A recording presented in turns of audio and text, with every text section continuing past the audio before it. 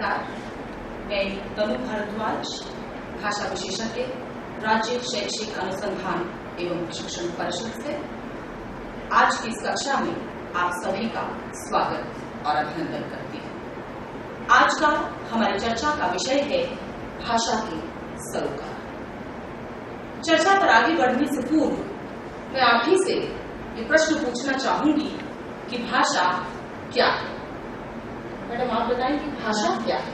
भाषा जो है विचारों का आदान प्रदान है, विचारों की अभिव्यक्ति है जब हम अपनी बात किसी को समझा सकते। जी हाँ, हम में से अधिकांश लोग भाषा को अभिव्यक्ति का माध्यम धर्म मानते हैं, परंतु वास्तव में भाषा संप्रेषण का ही जरिया नहीं है, बल्कि यह तो पूरी दुनिया के बारे में सोचने समझने का माध्यम है और मानवीय व्यवहार का अटूट हिस्सा है। और अगर संरचना की दृष्टि से देखें तो भाषा अपने आप में एक नियमबद्ध व्यवस्था है और यही कारण है कि विश्व की प्रत्येक भाषा की एक नियमित व्यवस्था रहती है। इसीलिए शब्द, वाक्य, अर्थ की दृष्टि से प्रत्येक भाषा खास ढंग से नियंत्रित होती है। इसे एक उदाहरण से देखते हैं कि हिंदी में रमा विद्यालय जाती है। इस बात को अंग्रेजी में इस प्रकार कहेंगे। मतलब जी आप बताइए, रमा विद्यालय जाती है, इसे अंग्रेजी में कैसे कहेंगे? Rama goes to school. जी हाँ, रमा गोज टू स्कूल।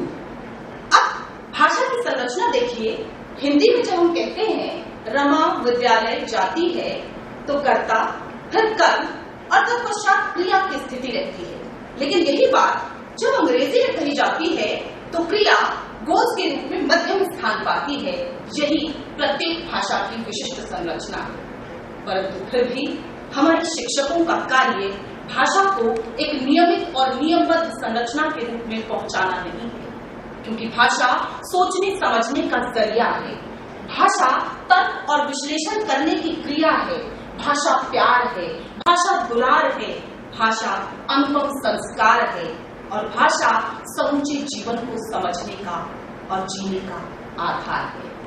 दुर्भाग्यपूर्ण ये है कि हमारी कक्षाओं में भाषा का शिक्षण इतने यांत्रिक ढंग से किया जाता है कि बच्चे जीवंतता से नहीं जुड़ पाते और पढ़ने का कोई भी संबंध जीवन से नहीं जुड़ता।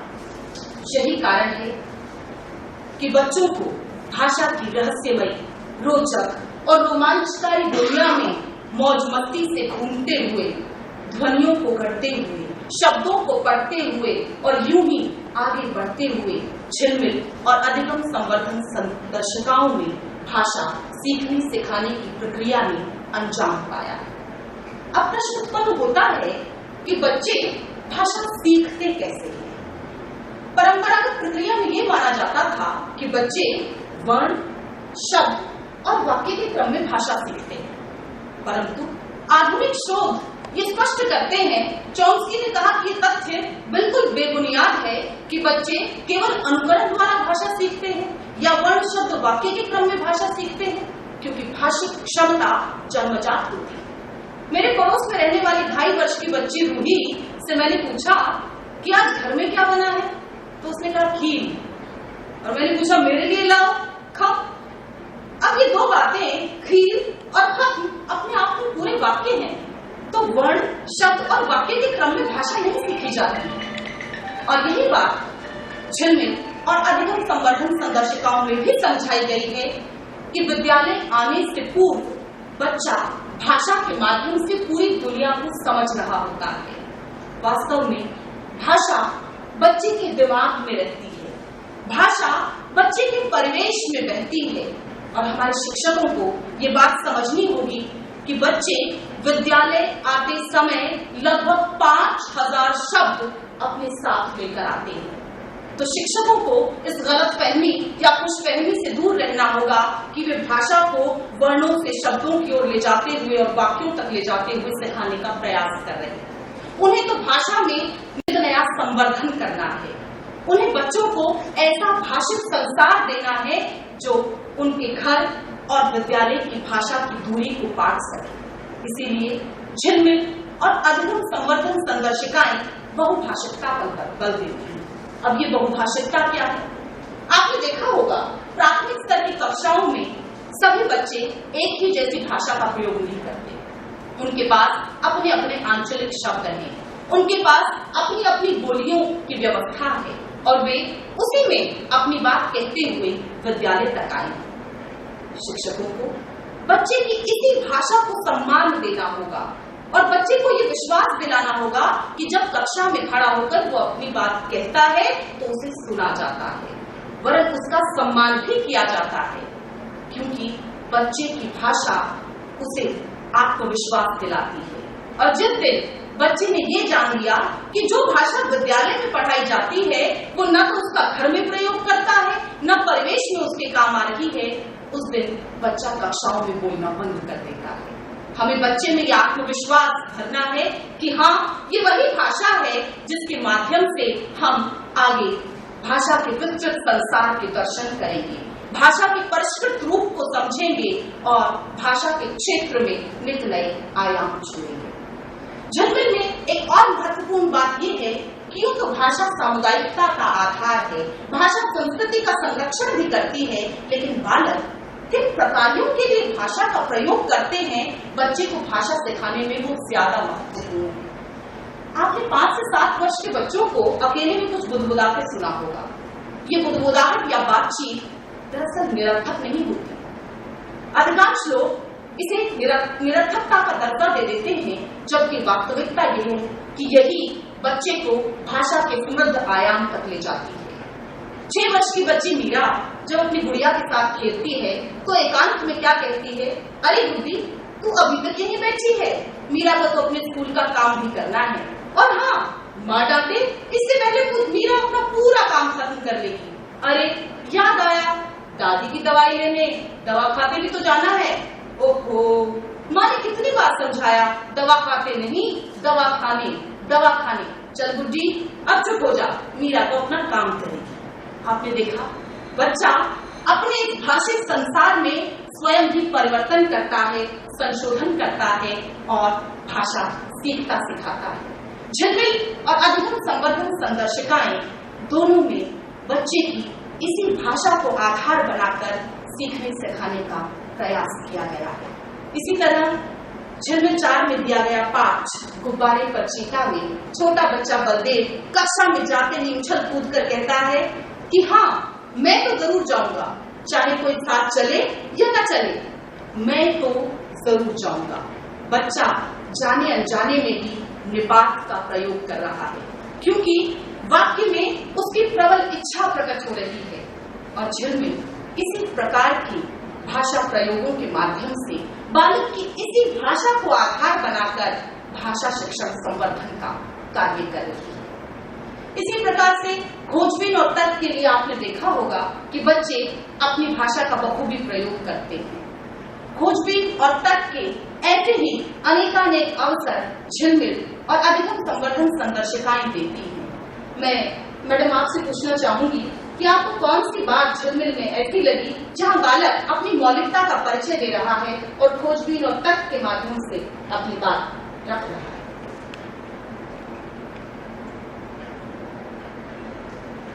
मैडम, इसमें कई ऐसे पाठ हैं जिनमें बच्चे अपनी मौलिकता का परिचय दे रहे हैं। कोई ऐसी कविता? तितली कविता है और तोते जी कविता है। जी, तो आप किसी कविता की प्रस्तुति वानगी के रूप में दे सकती हैं जिसमें बच्चे ने कुछ तर्क किया हो, कुछ खोजबीन की हो। जी ओ तोते जी पिंजरे में क्यों रोते जी, तोते जी ओ तोते जी पिंजरे में क्यों रोते जी, तुम तो कभी ना पाठशाला जाते, टीचर जी की डांट न खाते, तुम्हें न रोज नहाना पड़ता, ठीक समय पर खाना पड़ता, अपनी मर्जी से जगते हो, जब इच्छा हो सोते जी, फिर क्यों बोलो रोते जी, फिर क्यों बोलो रोते जी, तोते जी ओ तोते जी, तोते जी ओ तोते जी।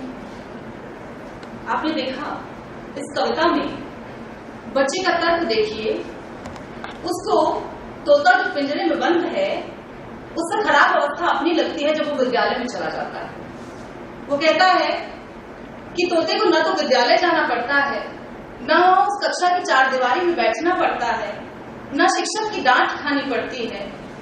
तो ऐसे ही तर्क बच्चे की भाषा को विकास और विस्तार देते हैं।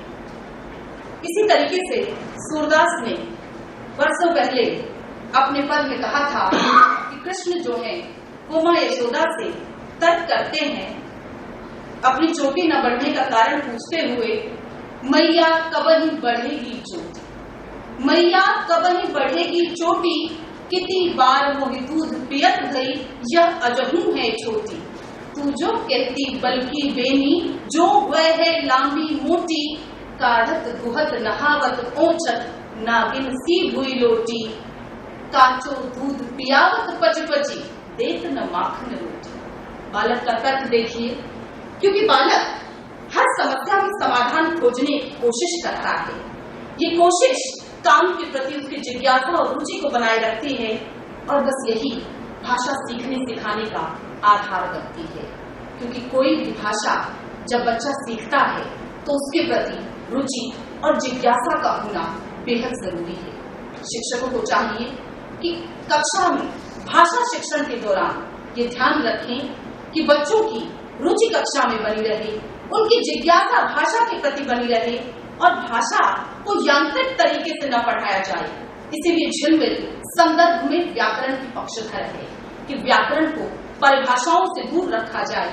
बच्चे जैसा जैसा भाषिक प्रयोग करते हैं वो जाने अनजाने में व्याकरण की बड़ी बड़ी चीजें वह कह जाते हैं।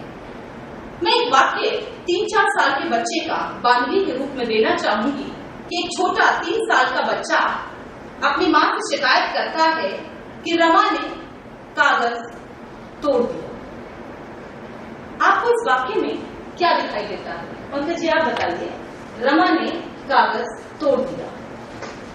मुझे लग रहा है कि इसमें बच्चे के साथ चूंकि एक सीमित शब्द भंडार है, तो उसके पास उसने जिस तरह के शब्द सुने हैं उसी तरह के शब्दों के प्रयोग के माध्यम से वो अपनी बात रखना चाह रहा है, जो उसके मस्तिष्क में है उसे स्पष्ट करता है। अधिकांश शिक्षक जब बच्चे ऐसी भाषा का प्रयोग कक्षा में करते हैं तो उन्हें वही बेजुबान बना देते हैं, मानो बालक ने कक्षा में ऐसी भाषा का प्रयोग कर अपराध कर दिया है। परंतु सच्चाई इसके ठीक विपरीत है। जब छोटा बच्चा ये देखता है खिलौना तोड़ दिया, पेड़ से डाली तोड़ दी, तो एक कांच का गिलास तोड़ दिया, तो ये तोड़ना शब्द उसके जहन में बैठ जाता है और इसी प्रकार उसका अपना नवीन प्रयोग देखिए कि रमा ने कागज तोड़ दिया।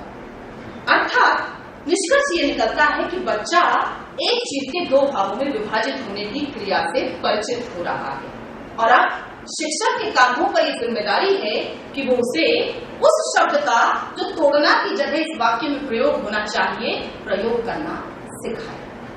इसी के साथ साथ एक महत्वपूर्ण बात, भाषा शिक्षण के दौरान शिक्षकों को बच्चों को ऐसा परिवेश देना होगा जिसमें बातचीत के अधिकाधिक अवसर दिए जाएं।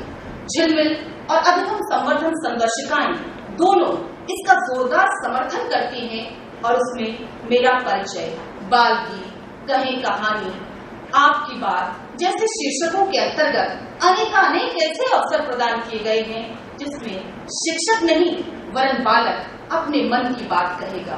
बालक कल्पना के पंखों पर बैठकर भाषा के विस्तृत संसार में विचरण करेगा और बालक मौलिकता से जो उसे अनुभव होता है, जो वह महसूस करता है, वो स्वतंत्र रूप से कह पाएगा।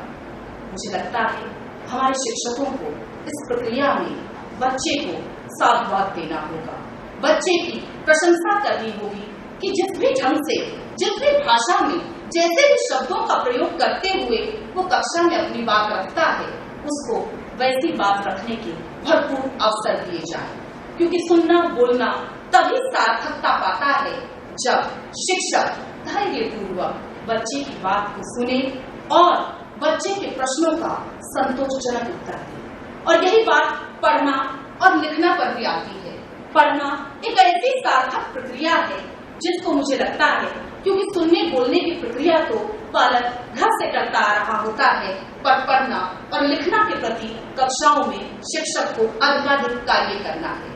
तो पढ़ते समय कविता और कहानी के ऐसे अनेकानेक अवसर हैं जिसमें शिक्षक पूरे हाव भावों के साथ कविता और कहानी का ऐसा प्रस्तुतिकरण करे जिसमें बालक के समक्ष बिंब उभर हो जाए। जब वो म्याऊं बिल्ली के गले में बजती हुई घंटी के विषय में बच्चों को बता रहा हो तो कालांश के समाप्त होने की घंटी बच्चों के कानों को सुनाई न दे, यही शिक्षण है, यही पठन है। झिलमिल 5 में दी गई कविता कोशिश करने वालों की कभी हार नहीं होती कि एक बार भी देखिए, लहरों से टकराकर नौका पार नहीं होती, कोशिश करने वालों की कभी हार नहीं होती।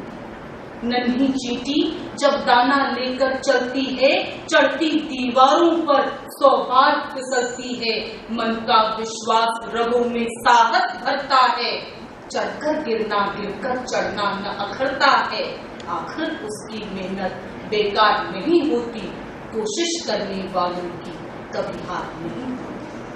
इस प्रकार से शिक्षक कविताओं का, कहानियों का पूरे हाव भाव के साथ वाचन कर कक्षा में ऐसा माहौल तैयार करें कि बच्चे स्वयं को उस परिवेश से जुड़ा हुआ महसूस करें और उनकी आंखों के सामने वैसे ही बिंब उभरने लगे। झिलमिल और अधिगम संवर्धन संघर्षिकाओं में भाषा के चारों कौशलों सुनना, बोलना, पढ़ना और लिखना के उत्तरोत्तर विकास के अनेकानेक अवसर दिए। अब शिक्षकों से अपेक्षा है कि वे बच्चों में भाषा के चारों कौशलों के विकास के लिए कक्षा में भरसक प्रयास करें, परंतु हाँ, हर प्रकार के बनावटीपन और दिखावटीपन से दूर रहते हुए, ताकि बच्चों के घर और परिवेश में सीखी गई भाषा इस मानक भाषा को आधार दे सके। वास्तव में मैं तो ये कहना चाहूंगी कि प्राथमिक कक्षा का हर बच्चा शिक्षक से ये अपेक्षा करता है कि मेरे सपनों में रंग भर दो, इंद्रधनुष का जीवन कर दो, मजे मजे में पढ़ना सीखूं, मजे मजे में पढ़ना सीखूं, शब्दों को मैं गढ़ना सीखूं, मैं भी आगे बढ़ना सीखूं, सच को मैं अपनाना सीखूं, अपनी मंजिल पाना सीखूं, कश्ती रोज बनाना सीखूं, जल में उसे चलाना सीखूं। और उसकी अपेक्षा देखिए शिक्षक से, तुम मुझको अपनाना सीखो, तुम मुझको अपनाना सीखो, मुझको गले लगाना सीखो, मेरी कागज की कश्ती को पानी में तैराना सीखो, मेरी जेबों में सपने हैं, सपने सारे सच करने हैं, सपने सारे सच करने हैं। आइए आप और हम मिलकर झिलमिल और अधिगम संवर्धन संघर्षिकाओं के माध्यम से बालक की इस सपनों की दुनिया को सच करने का सार्थक प्रयास करें।